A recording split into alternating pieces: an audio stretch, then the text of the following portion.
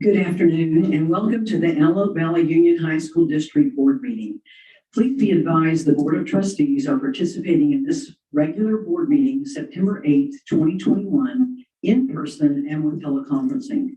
The meeting is being recorded and all actions will be taken by a roll call vote. As noted on the agenda, anyone wishing to observe the meeting may do so via Antelope Valley Union High School District YouTube channel. If you are participating remotely, you will be permitted to share your comment by phone. Speakers will be placed on hold until it is their time to provide their comment to the board. Once the speaker is done or the 3-minute speaker and or 20-minute agenda item time allotment is met, they will be disconnected from the call. Speakers may continue to observe the meeting on the YouTube channel. If you wish to make a comment in person, you will need to wear a face covering, complete a speaker card, and give it to staff or board secretary. In-person comments will go first. Submissions must comply with a 3-minute time limit.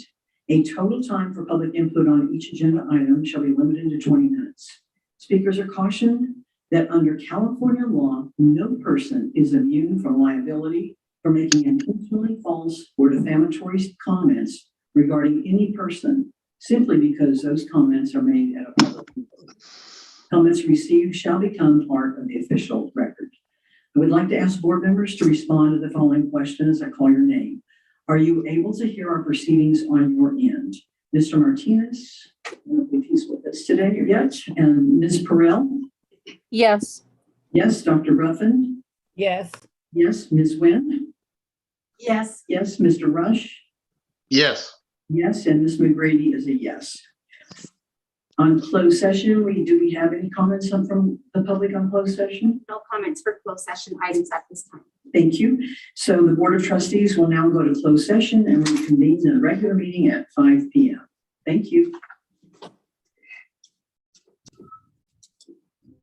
Do we need to take it with us?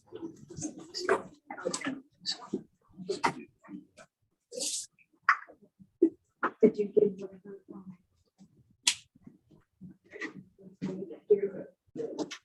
Oh, yeah. Yes.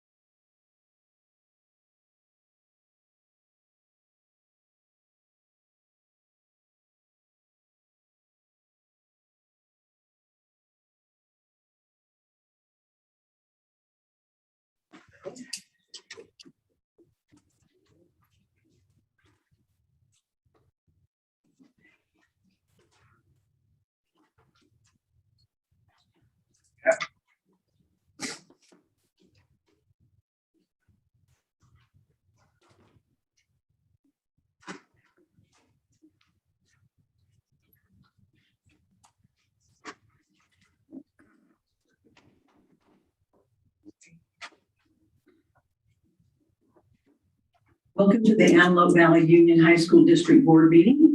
Good afternoon. Please be advised that the Board of Trustees are participating in this regular board meeting September 8, 2021, in person and with teleconferencing. The meeting is being recorded and all actions will be taken by a roll call vote. As noted on the agenda, anyone wishing to observe the meeting may do so via AVUHSD YouTube channel. If you are participating remotely, you will be permitted to share your comments by phone. Speakers will be placed on hold until it is their time to provide their comment to the board. Once the speaker is done or the 3-minute speaker and or 20-minute agenda item time allotment is met, they will be disconnected from the call. Speakers may continue to observe the meeting on the YouTube channel. If you wish to make a comment in person, you will need to wear a face covering, complete a speaker card, and give it to staff or board secretary. In-person comments will go first. Submissions must comply with the 3-minute time limit. A total time for public input on each agenda item shall be limited to 20 minutes. Speakers are cautioned that under California law, no person is immune from liability for making intentionally false or defamatory comments regarding any person simply because those comments are made at a public meeting. Comments received shall become part of the official record. I would like to ask board members to respond to the following question as I call your name. Are you able to hear our proceedings on your end? Mr. Martinez? Yes, thank you. Ms. Perrell? Yes. Thank you. Dr. Ruffin? Yes. Yes. Ms. Wynn? Yes. Yes. Mr. Rush? Yes. Yes. And Ms. McGrady is a yes.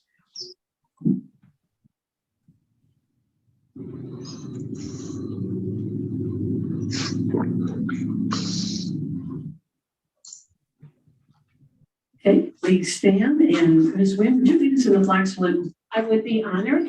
Please place your right hand over your heart. Ready, begin. I pledge allegiance to the flag of the United States of America and to the republic for which it stands, one nation, under God, indivisible, with liberty and justice for all. Thank you. Moving forward, we are at the public comments from the floor on PINCO. Do we have any comments? Thank you. We will just skip right over there. And it is recommended that the Board of Trustees adopt resolution number 2021-22-08, revised certification of signatures. May I have a motion? I move. Thank you, Ms. Wynn. A second? Second. Thank you, Ms. Perrell. Do we have any discussion? Hearing none and having a motion and a second, we'll now vote. Mr. Martinez, how do you vote? Aye. Aye. Thank you. Ms. Perrell? Aye. Aye. Thank you. Dr. Ruffin? Yes. Yes. Ms. Wynn? Aye. Aye. Mr. Rush? Aye. Aye. And Ms. McGrady is a yes. So the item passes by a vote of 5-0 with our student board member voting yes. We are on C. It is recommended that the Board of Trustees approve the PINCO 2020-2021 unaudited actuals for transmittal to the Los Angeles County Office of Education. May I have a motion? I move. Thank you, Ms. Nguyen. A second? Second. Thank you, Ms. Perrell. Any discussion or comments? Hearing none and having a motion and a second, we'll now call for the vote. Mr. Martinez, how do you vote? Aye. Aye, thank you. Ms. Perrell? Aye. Aye. Dr. Ruffin? Yes. Yes. Ms. Nguyen? Aye. Aye. Ms. Rush? Aye. Aye. And Ms. McGrady is a yes, so the item passes by a vote of 5-0 with our student board member voting yes. We are on D. It is recommended that the Board of Trustees approve and authorize the purchases outlined on the attached schedule. May I have a motion? I move. Thank you, Ms. Nguyen. A second? Second. Second. Okay, thank you, Ms. Perrell. Any discussion or questions? Hearing none and having a motion and a second, we'll now call for the vote. Mr. Martinez, how do you vote? Aye. Aye, thank you. Ms. Perrell, how do you vote? Aye. Aye. Dr. Ruffin? Yes. Yes. Ms. Nguyen? Aye. Aye. Mr. Rush? Aye. Aye. Ms. McGrady is a yes. The item passes with a vote of 5-0 with a student board member voting yes. We will now reconvene our regular meeting. Our first order of business this evening is a recognition of the Paul George Foundation. Mr. Meehan. Thank you. This evening, we have Ms. Diane Walker here to recognize some members of the Paul George Foundation for their generosity and hard work. Good evening. Unfortunately, Mr. Williams is not here yet. Would you like me to proceed? Or? The gentleman who is going to be honored on behalf of the foundation is not here. Would you like to proceed, or could we move it back in the event he shows up? Sure, we'll move on and then just let me know and we'll come back to it. Is that Thank you. Thank you. yeah? Okay, so we'll move forward. Let me make a note. Almost forgets. We are on the Constitution Week Daughters of the American Revolution, a written statement. Mr. Miller. Thank you. So we've had a long-running relationship with the Daughters of the American Revolution in support of Constitution Week. This is the 233rd celebration of our United States Constitution. There are some attachments there, and we honor this day in the Constitution of the United States. Thank you very much. We are on C, announcement of Suicide Awareness and Prevention Month, September 2021. Ms. Shannon Williams. So September is Suicide Prevention Month, and this year marks the Antelope Valley School District's 4th year of the Take Two to Prevent Suicide campaign. Collectively, we are on a mission to reduce the stigma attached to talking about suicide. This month, our schools are asking everyone to take two to help prevent suicide. Take 2 minutes to raise awareness about suicide prevention. Take 2 minutes to reach out for help.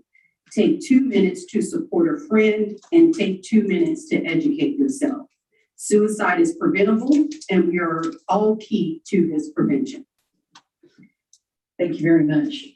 So we will move back to the recognition of the Paul George Foundation.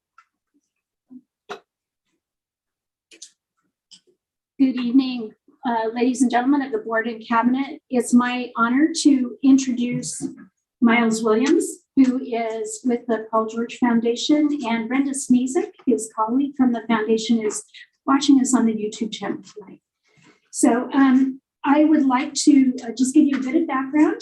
Our district was contacted by the Paul George Foundation back in November of 2019 with a proposal to send 8 students to the Advanced Space Academy in Huntsville, Alabama. We were working with Knight High School, Highland High School, and Palmdale High School to send the students in June of 2020. And unfortunately, as we all know, there were some intervening events. And as a result, although they continued to advocate for it, it was postponed until this last summer. But as a way to continue the work, they added an additional 8 students. So 16 students and 3 chaperones attended the Advanced Space Academy in June of 2021. There were 9 students from Knight High School, 5 from Palmdale High School, and 2 from Highland High School. And they're planning on sending another 16 this coming summer, which we're very grateful for. The applications for that will open up in January. So Brenda and Miles, with Paul George's support, worked tirelessly to promote this trip to make it a life-changing event for these students. They provided everything from registration at the Advanced Space Academy to transportation, to meals, food, and lodging. And Paul George provided some fabulous mementos for each of the students, including a duffel bag with a custom baggage tag, a Clippers jersey, PG Nike shoes, which were quite the hit, a custom Paul George PG-13 Space Crew T-shirt, a water bottle, and I'm sure I'm forgetting something else, but some really fabulous items for them to remember the trip. And I just want to say that we're so grateful and want to take this opportunity to thank and recognize Paul George, whom you may know as a graduate of Knight High School, the foundation, and Brenda and Miles for their generous support of our students and programs and helping our students to launch their dreams.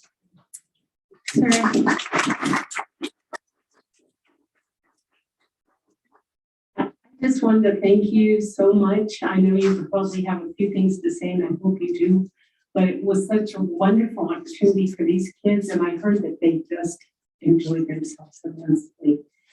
Some of these kids have never been out of the state of California, so this was a wonderful opportunity. Thank you. Yeah, no, it was definitely amazing opportunity. One of the things for the foundation, when me and Paul always talk, he's always about giving back to Palmdale. You know, how can we give back to Palmdale? How can we create opportunities? And so when we had this opportunity to send kids to space camp, we were just like, you know, a lot of kids out here haven't even been to the beach in Los Angeles. And so our thing is that we just want to create more opportunities for these kids to get the experience. You know, we're going to do more. We're going to do more. So I just want to appreciate everybody. But yeah, definitely, we love the city of Palmdale. We're going to do more. PG loves Palmdale. I mean, we try to do things in LA. He's like, nope, bring it back to my city. And so, you know, we did the courts and everything. So we're going to do more for the city. So we thank you so very much. Thank you. Thank you. I wanted to add to the Paul George commemoration. I know in December, they had a Paul George event on the east side of for Paul George's Day. So thank you so much for the foundation and what you're doing for the community. I know Dominic Missouri Park was very appreciative of the huge celebration that you guys had there, the music, the food in December a few years ago. So thank you so much. And we look forward to our kids being able to enjoy all the benefits. Thank you, Dr. Ruffin. Any other comments from board members? Okay, moving on. We are at the back to school update. Mr. Nia and Mr. Neal and Ms. Riesling.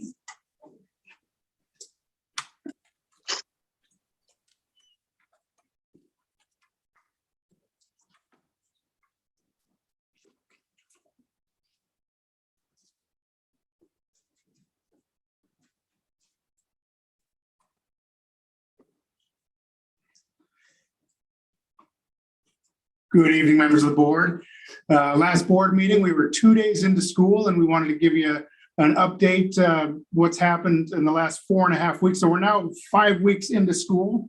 As we discussed at the last meeting, we have 2 instructional models that are available to students. We have in-person instruction and we have independent study. Those are the only 2 at this point that we're able to offer. As of yesterday, we had 21,733 students enrolled in the district. And in our independent study program, we have 1,523. That number's as of this morning, and that's about 7% of our enrollment. We anticipated with the different options available that we would have a higher number in independent study, but I think our students are pleased to be back on campus with their friends and with their teachers. Speaking of with their teachers, staff has done some classroom walkthroughs, both from the district and the site level, and everything that we're seeing has been positive. Students are engaged, students are learning. We began the year with some suspended curriculum where students worked on SEL, they worked on getting to know the norms of the school, and then the sites all transitioned to academic instruction. And as a part of that, we gave NWEA assessments, and this is in math and ELA, to all students. That ended last Friday. So we have those results. We have a baseline to see where our students are with the last year and a half of virtual learning and a lot of the disruptions. So we have a place to start from, and that data is being disseminated at the sites, and they're taking a look and developing the best strategies to report. To address any gaps that we find. And now Mr. Neal is going to talk about some of the things that have been happening outside of the classroom. Thank you, Mr. Neal.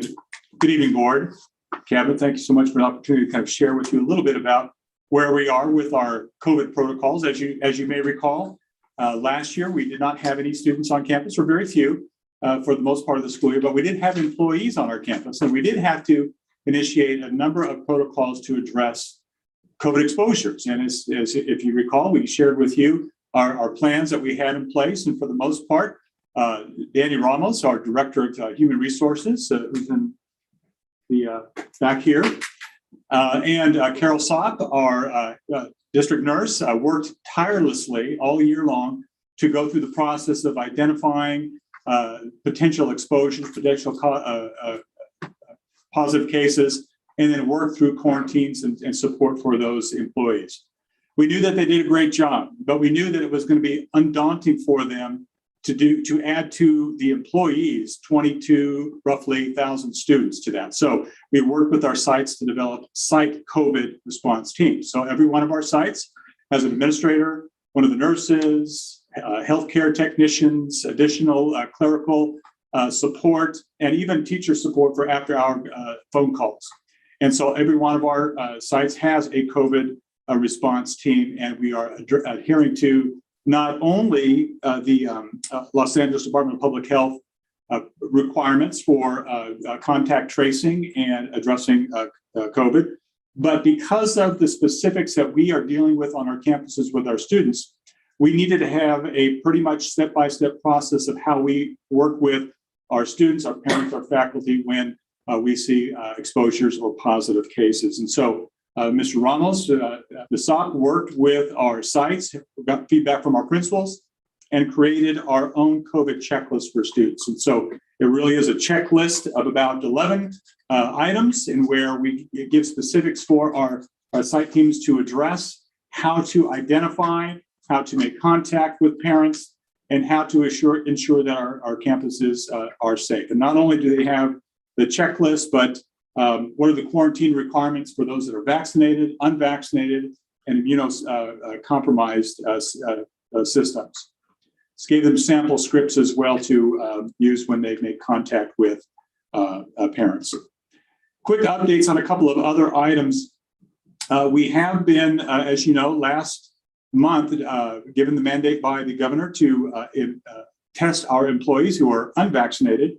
And we've been working on identifying our employees who are vaccinated, receiving the documentation so that we can, on the reverse end of that, work with those that are not and set up the opportunities for weekly COVID testing. And you'll see on your agenda tonight, you have an item for your consideration on working with a lab that will assist us in that testing.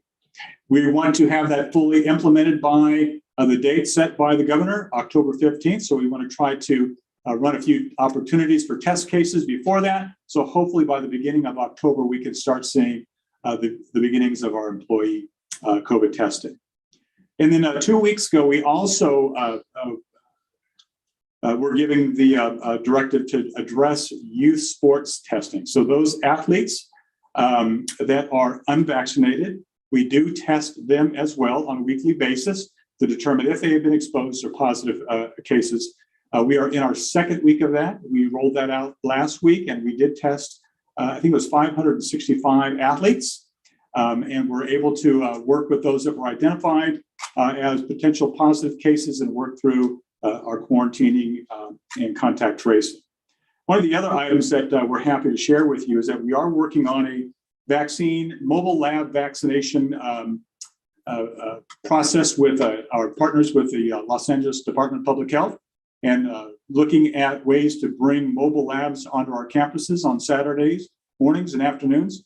And not only have that available for students that are of age, but also for the community members as well. And so hopefully we'll be rolling that out end of September through the end of October. Thank you for this update. This is Dr. Ruffin. Could you share what are our exposure positive cases in the district? And also, I heard that you mentioned your team is doing testing on students who are unvaxxed. The data is showing that whether you're vaccinated or not, that the Mu, Lambda, and Delta variants can impact even the vaccinated. So are there any procedures in place to even look at the students who are vaccinated? It's many people who are vaxxed that are still getting COVID, and how is that playing out within our district and the safety of our students and staff? Sure. Thank you, Dr. Ruffin, for your questions. I can let you know that since our first day of school, we've had 26, I believe, positive cases of our employees, 23 positive cases of our employees. The exposures and positive cases of our students obviously are higher than that because we have a higher percentage, but they fluctuate so quickly day by day. So it's hard to get a clear picture of that. We'll work can you give a roundabout number? I know in this is a contentious topic across the United States, school boards, school districts, some campuses, some school districts, as many as 23,000 positive cases, events for quarantining or having to shut down certain classes. And I know that this is my personal opinion, that we haven't done our due diligence with going back and forth to look at the increase or decrease and how that could impact the shift if we needed to as a district. If it so happened that a large mass of our students or staff are impacted, are we prepared to shift to accommodate the severity of the virus if it is an issue for us? Yes, and again, thank you, Dr. Rupp. And I would respectfully disagree. I think we are doing quite a dramatic job of working with our sites and having employees dedicated to the health of our students in doing contact tracing and identifying our positive cases. I just got some word that we've had 90 positive cases of students roughly. And then we, over the beginning of the school year, off and on have quarantined approximately 1,000 students across our 21,000 student body. So we have worked quite a bit. And not only are those students quarantined from campus, but we do place them on short-term independent study while they are out so they can continue their education and keep up with the rest of their class. I do have one more slide here regarding our school climate. And I know that when we started— I'm sorry, if you're showing a slide, we can't see it.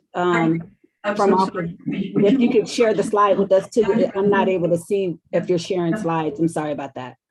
Okay, thank you. If you hold your questions till he finishes so we can finish his. Yeah, I don't have a question other than a clarification right now that as a board member, I'm not able to see. I didn't even know that there were slides being shared. I was just listening.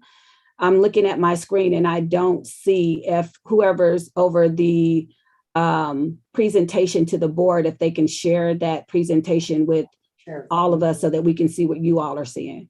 So it's not a question, Ms. McGrady, just clarification.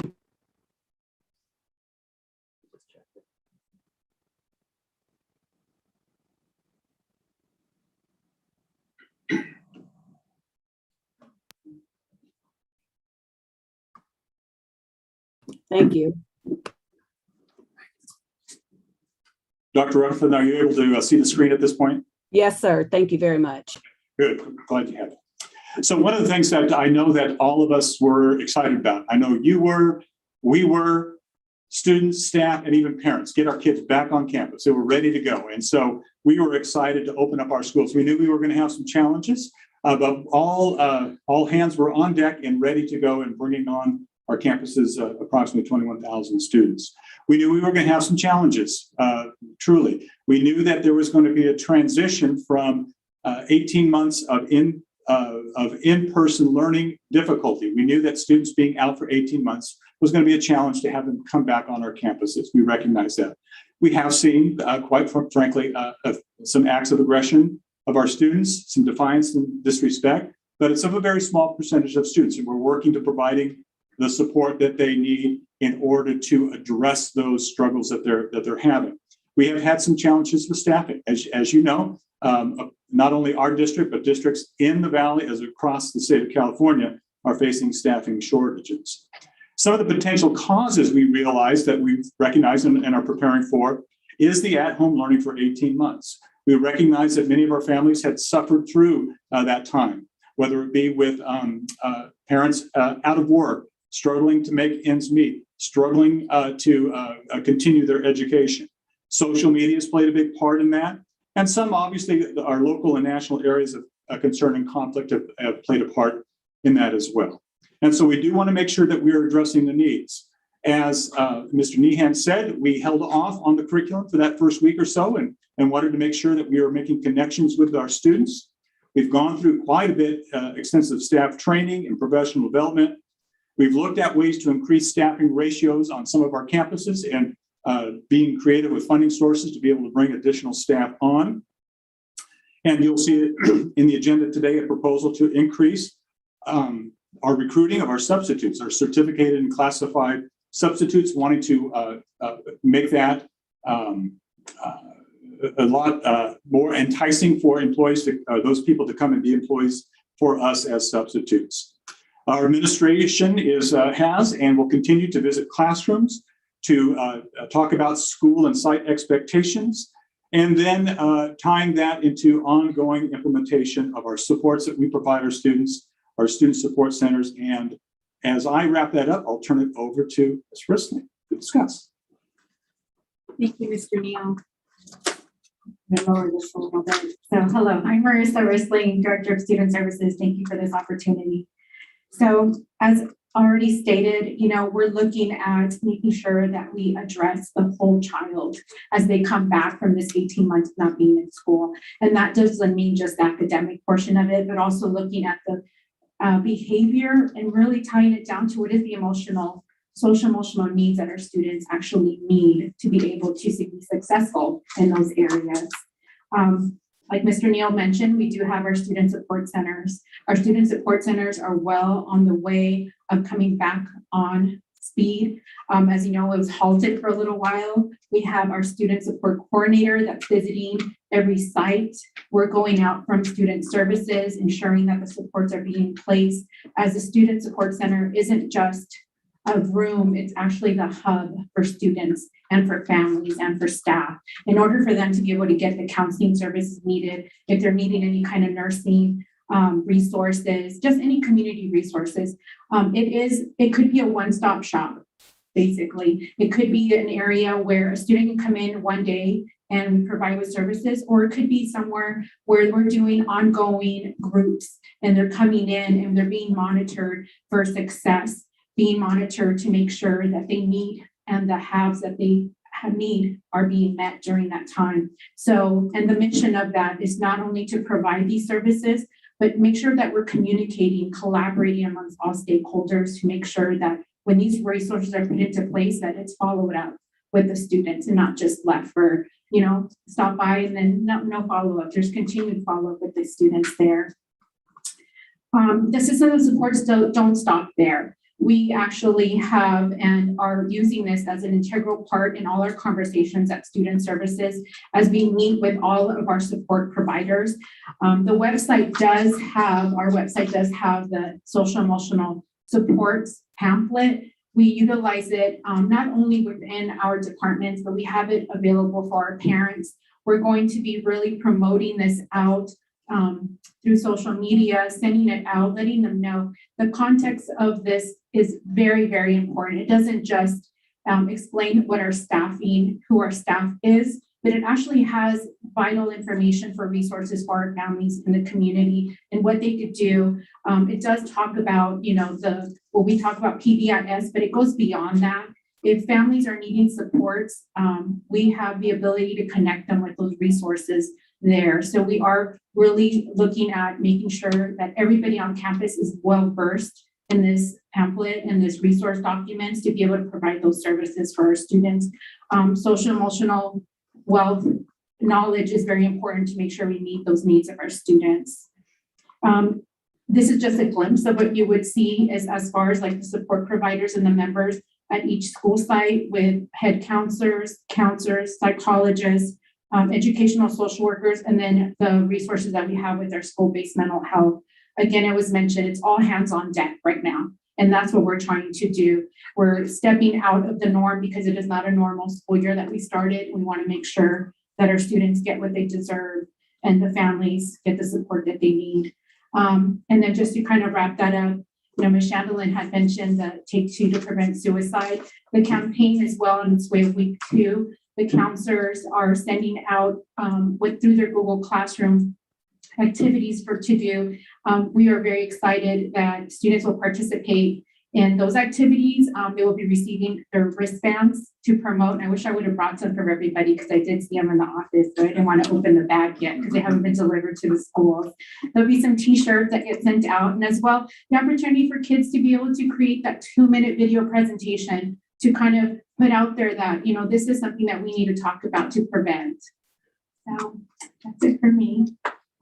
Thank you. Happy to answer any questions. Thank you. Yes, I had a question. This is Dr. Ruffin. I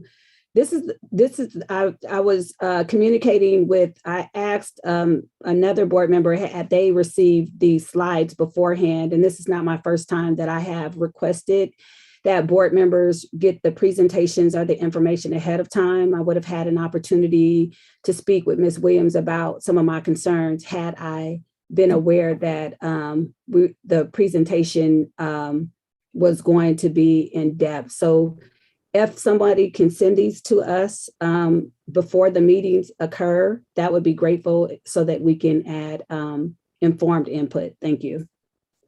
Dr. Ruffin, I'd just like to add, we'll do our best to make sure that the information is available at the time that the agenda is released. Oftentimes, and especially with COVID and all the protocols, things have been rapidly changing regarding many of these topics. And so we just want to ensure that the board receives the most accurate and current information, but we will definitely make every effort to do that.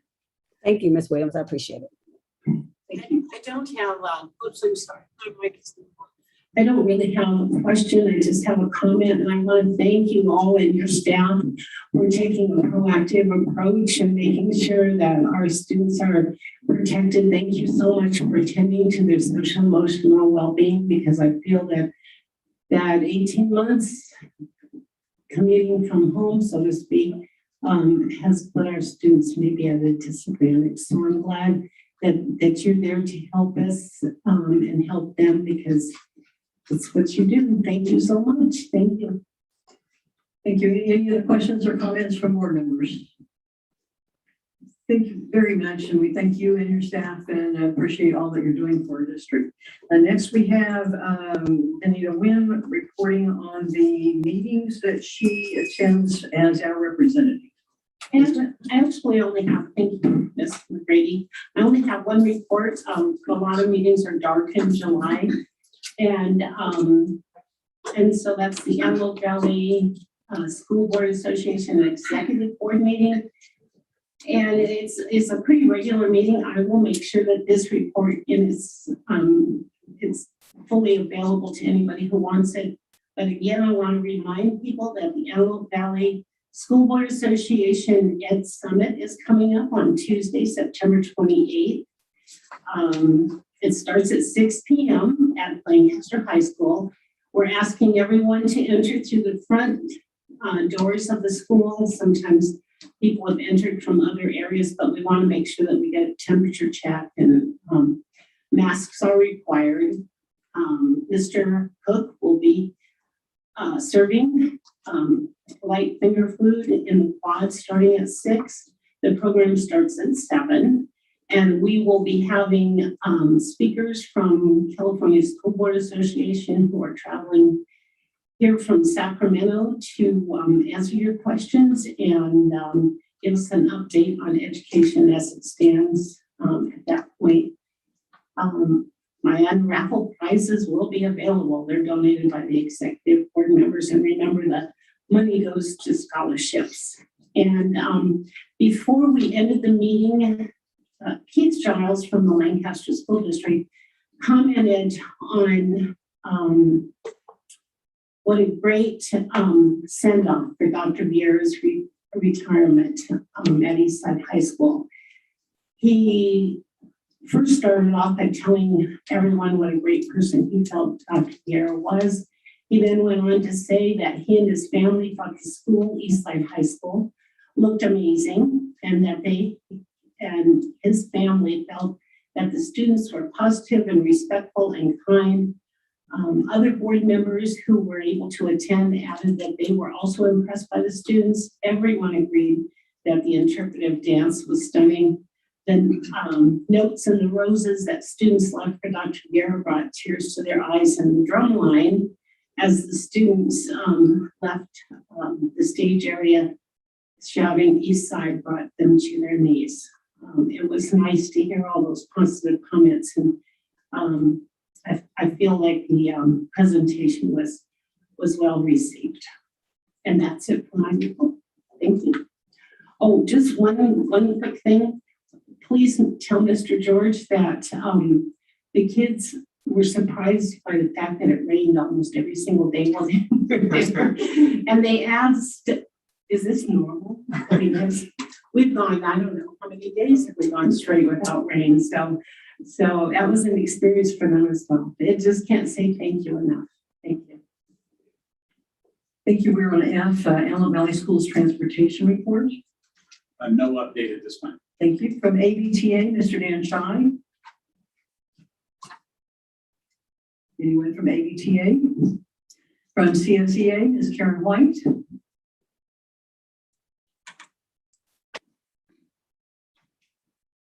Welcome, Ms. White. Thank you so much. I don't know about this thing. Can you hear me okay? No. Let me give a Maybe that's too bad. No, look, what you have to say. Is that better? Yes, thank you. Okay. All right. So good afternoon, Board President Mr. Grady, our board members, both remote and present, and our student board member, Mr. Martinez. Ms. Williams, nice to see you again. Our board cabinet, Mr. Perno, and of course, Mr. Roscoe. Good to see you. Here we are in our second month of school. And of course, our daylight savings time seems to be getting closer to an end. That was very evident last night when it got dark right after 7 p.m. Our fall and our holiday season are fast approaching. But this afternoon, you have on the agenda before you the tentative agreement that our chapter ratified on August the 17th. And in proving it tonight, you provide the ability for closure for our negotiations for 2021 and the ability to look towards negotiations for 2022. And we hope that's something that you will have no problem in passing. As our district has actively engaged in master schedules, enrolling new students, receiving new books, issuing existing ones, we have ever been so reminded of COVID-19, quarantines, maintaining and exercising safety measures, and the new variants like Delta and now the Mu. We know the district must comply with new mandates from the governor concerning massive testing for unvaccinated. CSEA was able to meet with the district representatives last week to express the concerns of the district's population that, for whatever reason, are unvaccinated. These employees want their privacy to be respected. They don't want to be judged because they don't have or carry a vaccination card, and isn't whether they're a classified or certificated employee, this issue still looms. They're concerned too that the vaccinated population is still testing positive, still being hospitalized, and will probably need a booster vaccine. As we await the newest member to COVID, the Mu variant child, which is said to be obstinate on recognizing those that have been vaccinated and can also evade any existing antibodies. Concerns arise with the type of testing, alternatives which would be offered for those who have such a need. Another fear is what's currently projected as being a weekly test event may increase to something more. We get it. This is being placed on the school districts to comply as it trickles down and onto our employees. There is no question that this is not an option, but how it affects those who are caught up with this mandate is the issue. How individuals' privacy is protected from the observing eye, yet complying with the obligations at hand. The requirement is clear, but vaccinated individuals are given leniency on being tested when it's clear from multimedia reports they are still turning up with positive test results. It appears that there is a need for them to be tested as well if we're considering the health of everyone involved. I know, what kind of an absorbent cost would that be, right? We had to have everybody tested all the time. Notes from doctors, notes from the clergy, consideration for individual basis, the recommended test, which supplies the highest percentage for accuracy or helps to eliminate false readings, are relevant for all concerned with this mandate. We left what was to be our negotiations without options or abilities for maintaining privacy, other than a room that would be designated as a testing room during a to be determined window of time for unvaccinated to go to after a specific time was set, all of which that did not address the issues of maintaining privacy for individuals going into a specific room that will be designated as a unvaccinated testing room. Discouraging, to say the least. So if the shoe was on your foot for staying anonymous and wanting your privacy protected, how would you feel? Answers? I don't have any. That's why we need to work together for an acceptable solution. And time is running out. Our district staff, as far as the office here in the district and those at our sites, are consistently running and rushing to stay on top of exposures, notifying parents, students, and employees, quarantines, and the like. They have been working around the clock with sending out notices, providing documentation, answering emails, placing phone calls, all of which is very time consuming. And yet they are to be commended for their hard, time consuming work to get these things done in a timely manner that is placed upon them by the county, by the California Public Health Departments. And it doesn't look like there's any relief in sight or even a light at the end of this tunnel. But I want to extend a huge thank you to all of your efforts.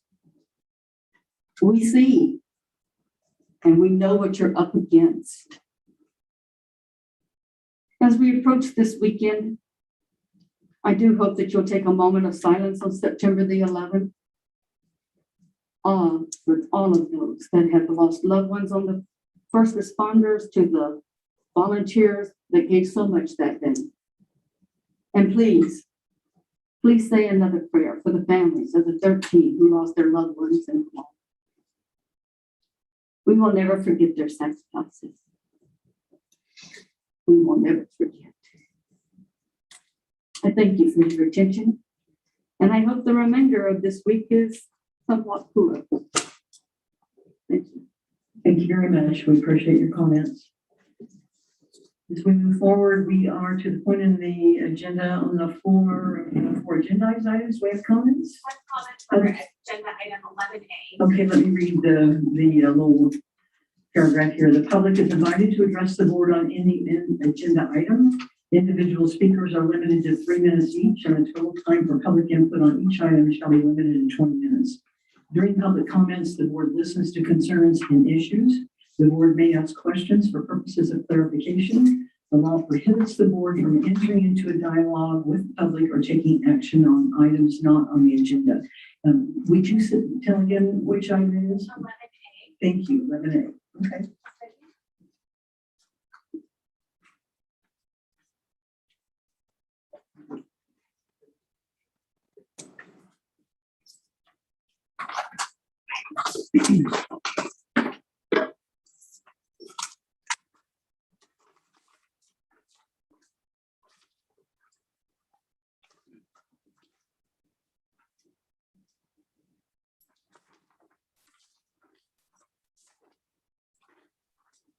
Actually, thank you, Ms. Christina Roma, for helping me. As I say, I still learn a lot coming here. Hello to everybody. God bless us all because we are all graced today to even wake up. So I'll say that. I normally don't say that to the board, and I understand that you understand why I don't always do that. But I want to say something regarding what Ms. Karen White might have just said about 9/11. There's an HBO program going on with Mr. Spike Lee, and there's a Spanish young man that was in the tower that had one master key that was able to run up and go all the way up to try to help all the firemen to get through and whatever, because the other 4 people had left. Check out that HBO special. I just want to tell you, because there's scenes that you'll never believe that happened, but it was a Spanish young man, or Latino, whatever. But I stood up today because I could tell you certain people that are here in this room right now that are Spanish heritage that I know of, especially Ms. Orozco. Young man, welcome to the board. Christina, thank you very much. And Mr. Ramos, when I first started coming to the board with the complaint, as you all know, I want to say that the ones that mainly helped me, and many that have besides Dr. Ruffin, is the Spanish people who are in general have worked so hard in our world that today, as I stand here, just off the top of my head speaking, where I live, which many people know because I've been put out there in Palmdale, but I'll say this, people are doing a mass exit out of this town right now, because they're so scared of the immigrants coming over. But we've had immigrants of Spanish and Blacks and different ones. But let me say this, if we didn't have our Spanish heritage in this town, in this culture, in this world, most of you wouldn't be able to be doing what you're doing in life, as well as the black and the browns that I'm always standing up for. So I'm just talking off the top of my head because I have to recognize some of these people that are here in the Antelope Valley District that have been here, because even in my walk of life, had I not had a Spanish person to help me in many things in life, you see, between my own parents and between Blacks, whites, whatever I got, I'm not gonna say, oh, my best friend is white. I'm gonna tell you, I got white people that I just say, I call them my sisters, because I can care less what color you are. But I can say this, with the help that I've had coming into this office to have certain people that I could call and just say, can you give me the information I need?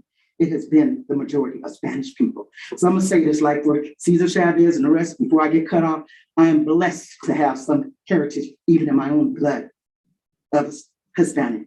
But I'll say this, I thank you for your services, and those that are coming across the border, that people are running out of this town and everywhere else that got a problem with immigrants of all these, you should be ashamed of yourself, because it is those people that are sitting out there in the farms and stuff, picking your fruit and doing everything that you simply don't get.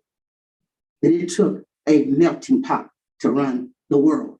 And some of the people that are in it, they know who have done good and done bad. So just let's praise it, and let's give a hand for the Hispanic Day and the heritage of this, because they need recognition. So thank you on that note. And that's all I like to say, to thank you all, brothers and sisters, brown and black and all. Thank you, Mrs. Rich. Do we have any others? We have another speaker for agenda item 6A, Mr. Hunt. Thank you.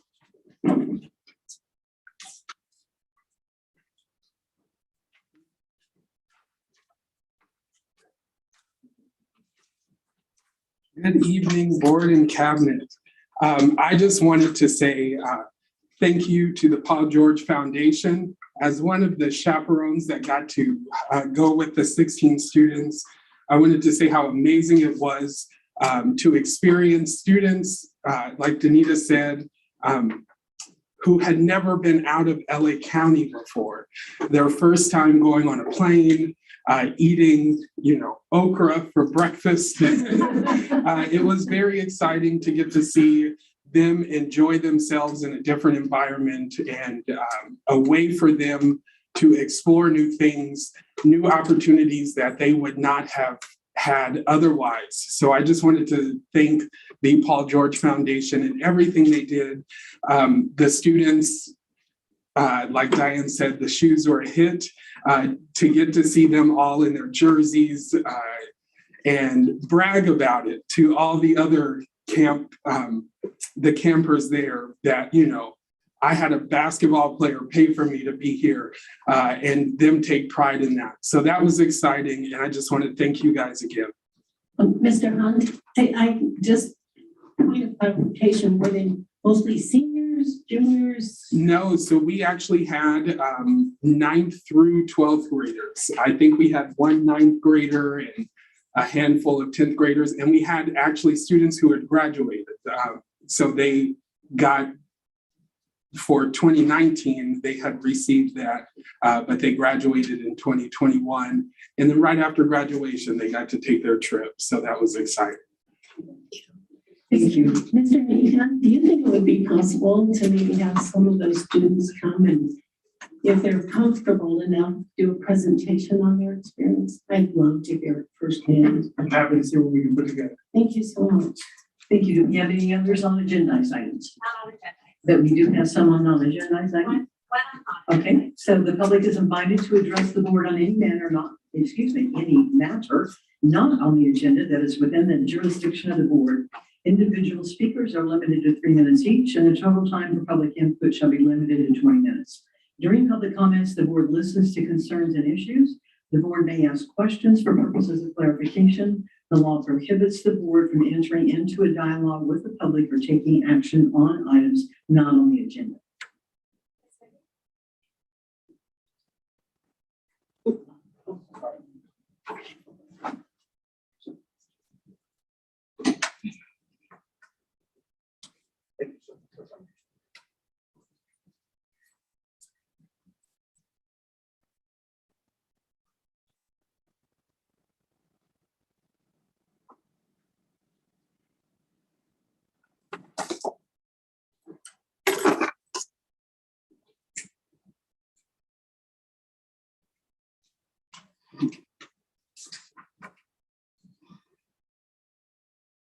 I normally got 3 minutes, so I'm gonna rush real quick and say what I have to say as I normally do. I don't really know what I'm gonna say, but I'd like to say thank you again to these people for the Paul George situation, because my son was out there when they did the board thing, and that's what the reason why I came to this board was some things that they got told and done very wrong.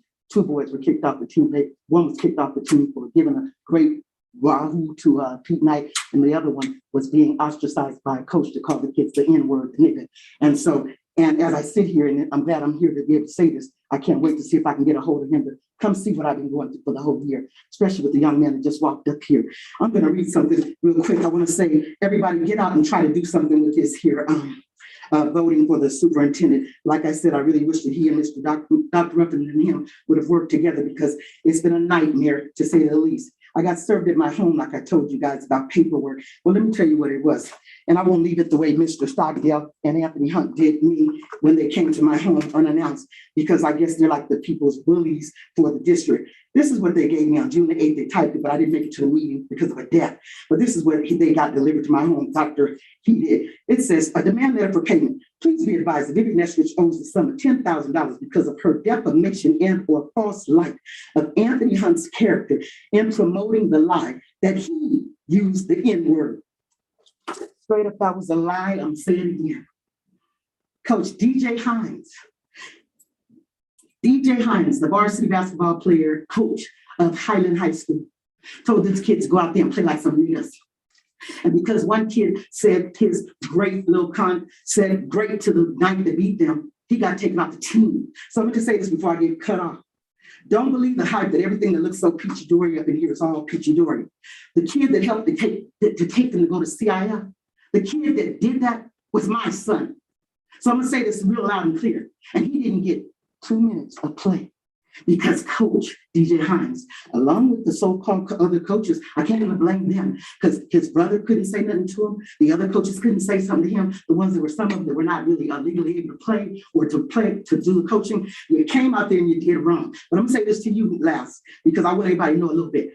You did wrong, Miss Grady, again. You came at Dr. Ruffin like a dog last month. You keep on acting like she's a child. She's a Black African woman, like you're a white Caucasian woman, and she never has tried to put you down. You try to degrade her in here every time you come, just because she's letting this district know that the transparency is not there. There's lies left and right, and because she don't have the majority now, you think she's gonna bow down.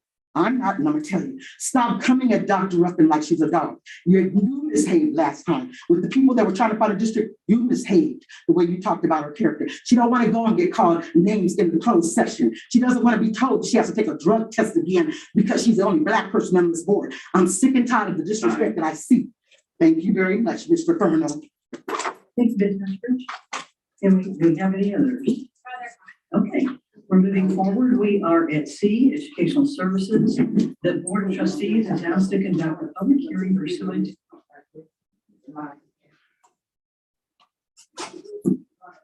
The Board of Trustees is asked to conduct a public hearing pursuant to Education Code Section 60119.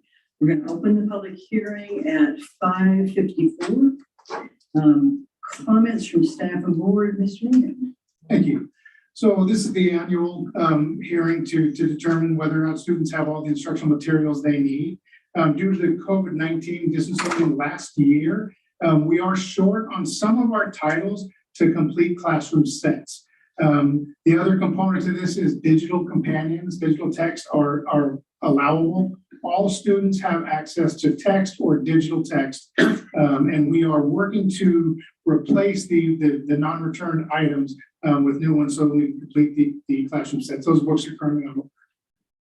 Okay, thank you. Are there any comments from the board? How many non-returned items are there? I don't have a number of the total number of non-returned items. It was relatively significant. Thank you. Any further comments from the board? Any comments from the public? Okay, we'll close the public hearing at 5:55 p.m. and move on. Educational Services adopt resolution number 2021-22-03 to ensure availability of textbooks and instructional materials. It is recommended that the Board of Trustees approve the attached resolution number 2021-22-03. May I have a motion? I move. Thank you, Ms. Nguyen. A second? Second. Thank you, Ms. Perrell. Any discussion or questions? Hearing none and having a motion and a second, we'll now call for the vote. Mr. Martinez. Aye. Aye, thank you. Ms. Perrell. Aye. Aye. Dr. Ruffin. Yes. Yes. Ms. Nguyen. Aye. Aye. Mr. Rush. Aye.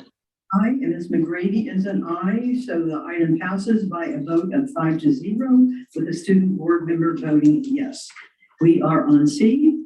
This is a hearing regarding instructional materials funding realignment program certification. The Board of Trustees is asked to conduct a public hearing with regard to the instructional materials regarding funding realignment certification. We'll open the hearing at 5:57 and comments from the staff, Mr. Needham. This is the second half of the annual certifications. All of our text and instructional materials are aligned with the California state standards. Okay, thank you. Any questions from the board? Any comments or questions from the public? Okay, hearing none, we will close the public meeting at 5:57. And we are on D. It is recommended that the Board of Trustees certify that each pupil in the Antelope Valley Union High School District has been provided with a standards aligned textbook or basic instructional materials on each of the 4 areas. May I have a motion? I move. Ms. Nguyen, thank you. A second?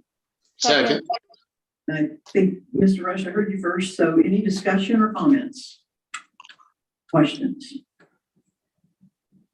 Hearing none and having a motion in a second, we'll call for the vote. Mr. Martinez. Aye. Aye. Ms. Perrell. Aye. Aye. Dr. Ruffin? Yes. Yes, Ms. Nguyen? Aye. Aye, Mr. Rush? Yes.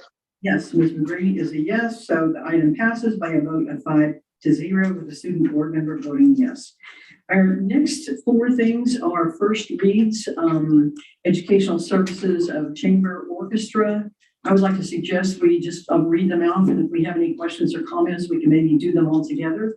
There is not a vote on this. These are just first reads. So it's on chamber orchestra, foundations and personal finance, medical assistant, and advanced medical assistant. Would anyone have any questions or comments or discussion on any of these four items? Yes, I had a discussion, Ms. McGrady, on F for the curriculum guide, foundations and personal finance.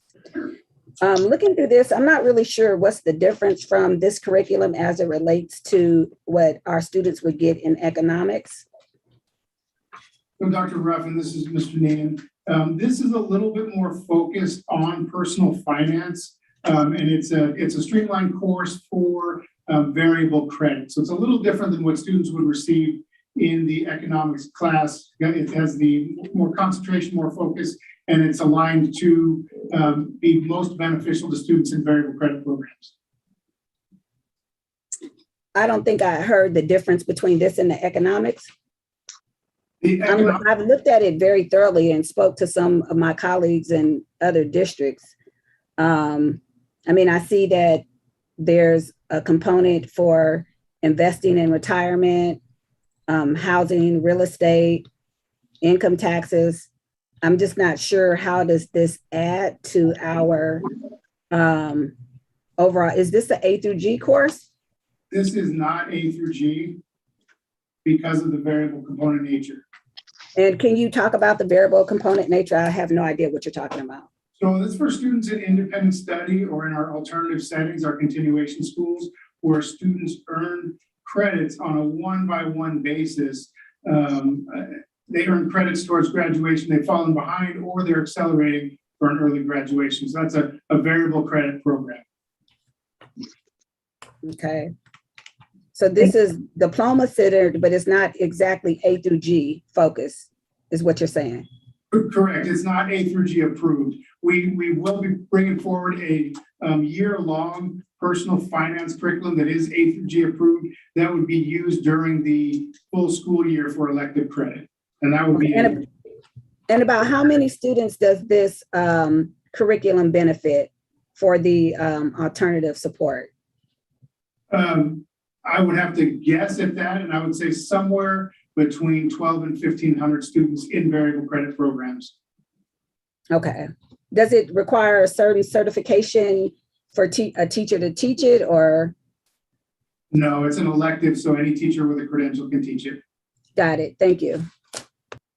Thank you. Any questions about any of the others? Yes, Ms. Nguyen. Actually, not questions, necessarily comments. I'm so excited about the chamber orchestra offering.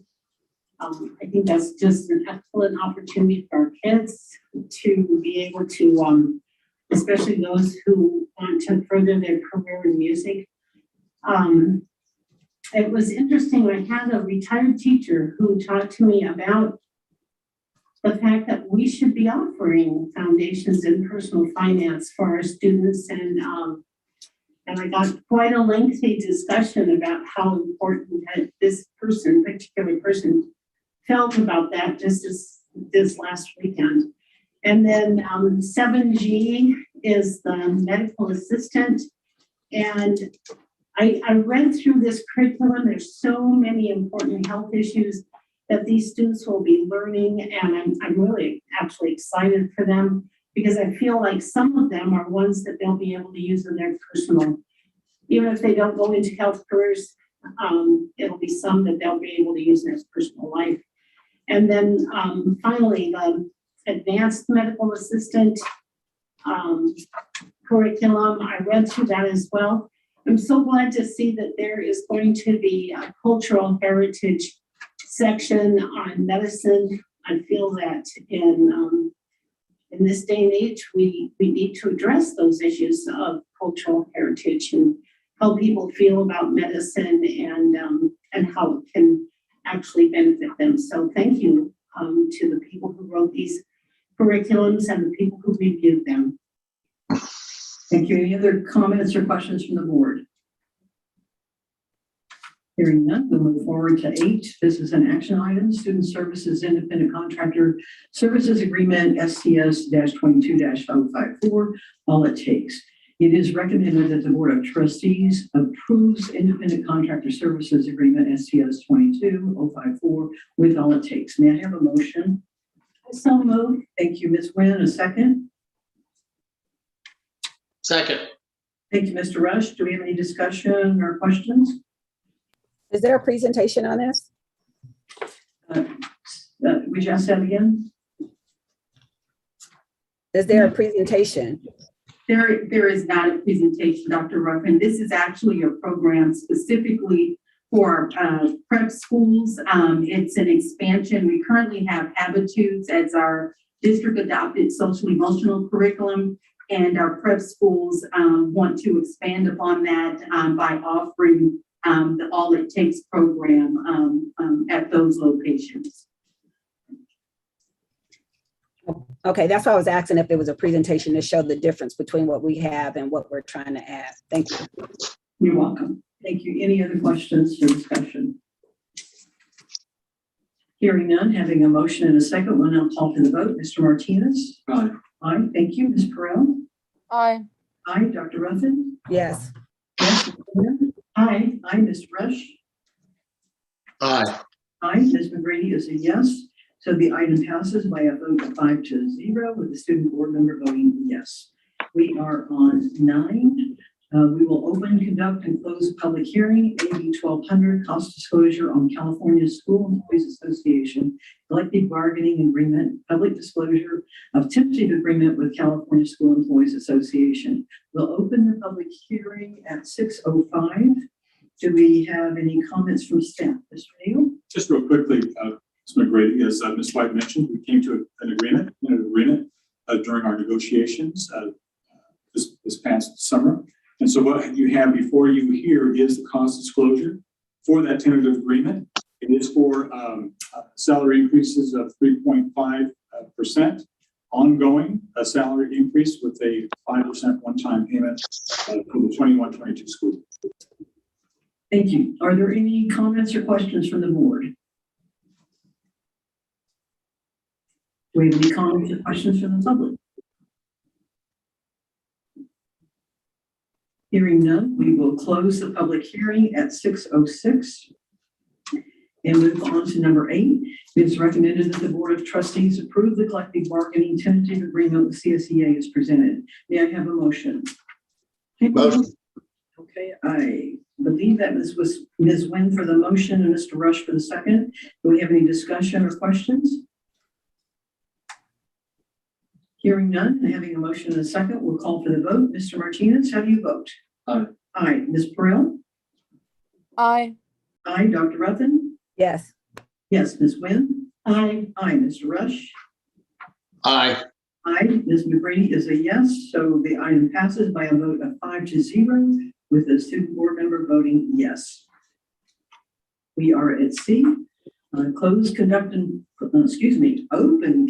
close public hearing AB 1200 cost disclosure on bargaining units, classified management unrepresented. We will open the hearing at 6:07. Mr. Neal, do we have any comments from staff? Yeah, just real quickly, this is very similar to what we've done with the classified folks.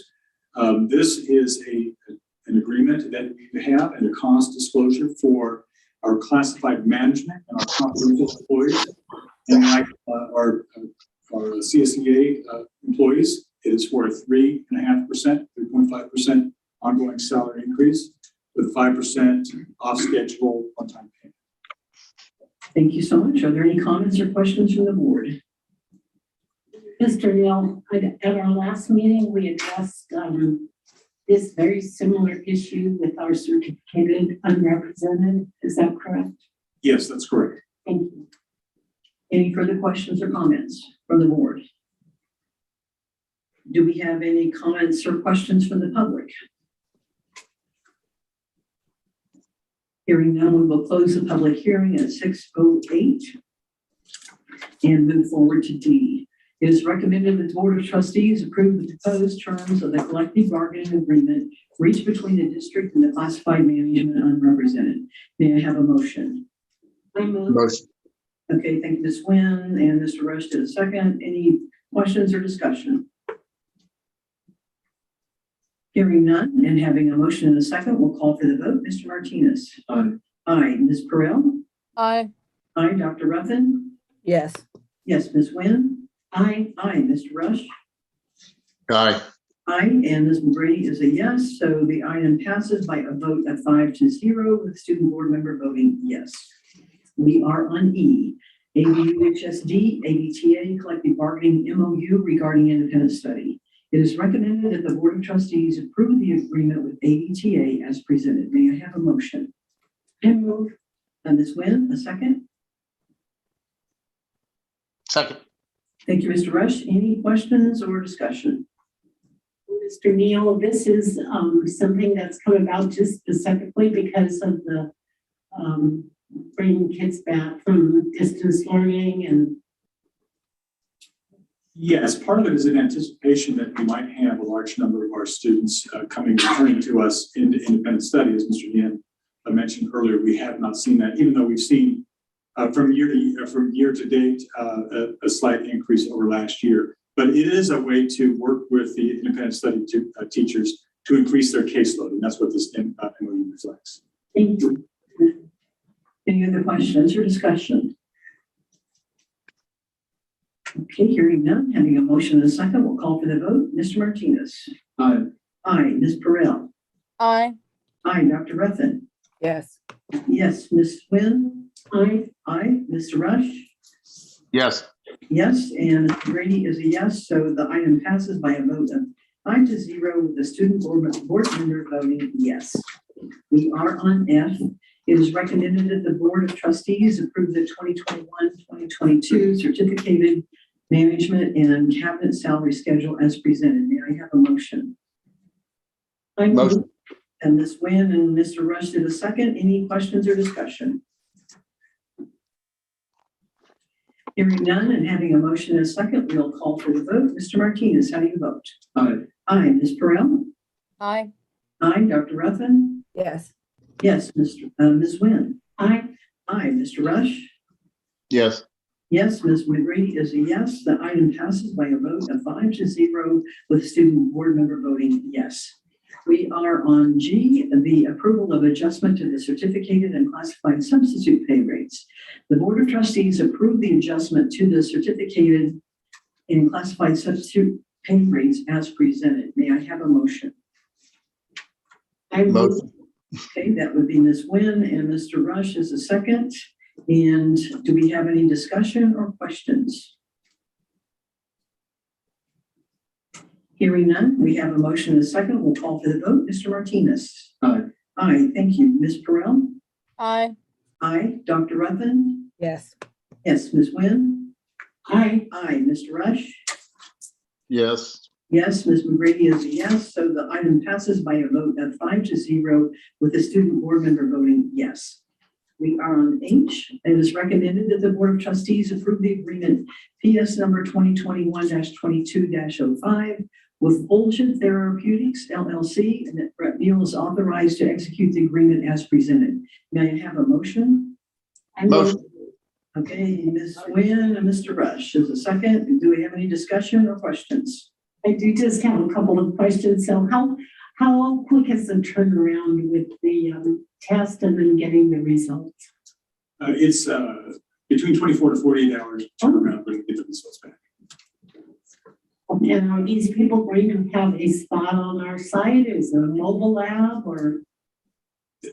We will, this is to deal with our COVID testing of our athletes and our employees that are unvaccinated. And this is what Ms. White referred to, working out those details about where that will be on campus and where their support will be for us. Mr. Neal, also Ms. White commented on the vaccinated as well. Is there still room to have that discussion in regards to not only just testing the unvaccinated, but the research shows that vaccinated individuals are still contracting all levels of the viruses, the Mu, Lambda, and Delta variant. So is there room for discussion to consider testing of those who are vaccinated as well and not just isolating the unvaccinated? Well, at this time, the direction requirement of the Department of Public Health, the Los Angeles Department of Public Health, is for unvaccinated employees and students. There are conditions that if someone is seen with a positive test result that we would have to, especially for students, test everyone. That's the requirement. So what we are planning on doing is adhering to the Los Angeles Department of Public Health guidelines at this point. And can you share that information with the board as there is various different reports that are coming out? Can you actually share whatever that document is? I would love to read it to see what is the most updated information and what's your source of how you're being directed to advise us to make these decisions, because there's different reports that are out. So I would like to see the guiding document or policy that you're referencing. Thank you. Sure, I'd be happy to share with Ms. Williams to provide to the board the website that those appendix are located on. I do have one more question. So I noticed that we're paying for this through a grant that we received. Do you think the grant's going to cover it? Yes, we anticipate that that's probably about the dollar value that we will spend. Now, part of the things that are unknown is how long will the requirement continue? Does the requirement change? Does it require an increase? So we'll keep an eye on it. Thank you. Any further questions or discussion? Hearing none, and we have a motion and a second. We'll call for the vote. Mr. Martinez. Aye. Aye. Ms. Perrell. Aye. Aye. Dr. Ruffin. Yes. Yes. Ms. Nguyen. Aye. Aye. Mr. Rush. Aye. Aye. Ms. McGrady is an aye, and the item passes by a vote of 5-0, with the student board member voting yes. We are on I, and the I through O are 7 tips, and it is recommended that the Board of Trustees approve and direct Assistant Superintendent of Personnel Services, to submit a provisional internship permit allowing this individual to teach on the subject areas indicated.